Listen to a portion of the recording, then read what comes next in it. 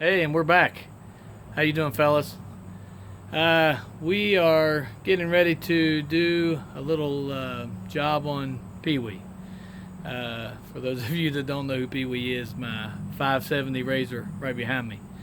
I'm pretty sure that we have a bad axle that's making a lot of racket coming from the left rear, the driver's side rear. So hang with us here just a second. We're going to take it for a quick spin, let you guys listen to it, and we're going to do a before and after on the repair.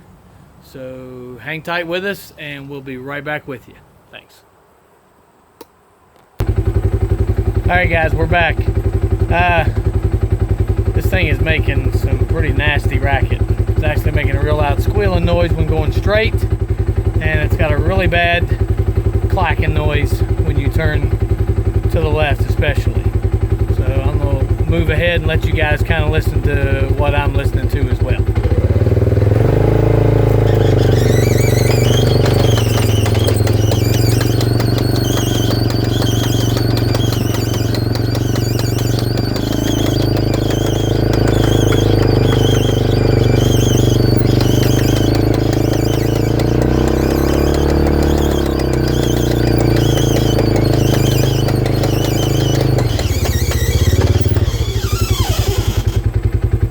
So, the more I listen to it now, I'm not so sure I'm 100% convinced that it's the axle. I do have two new Rhino axles to put in it if that's the issue. We're going to jump on that tonight and get those replaced if that's the issue. We got a ride scheduled for tomorrow, so hopefully that's all it is and it's not a bearing problem, because right now I don't have any bearings. I'm pretty sure I can get a bearing in the morning from my local dealer. But for now, we're hoping that it's the axles, because we already have those. So I will be back in touch with you guys as soon as I get this torn down this evening.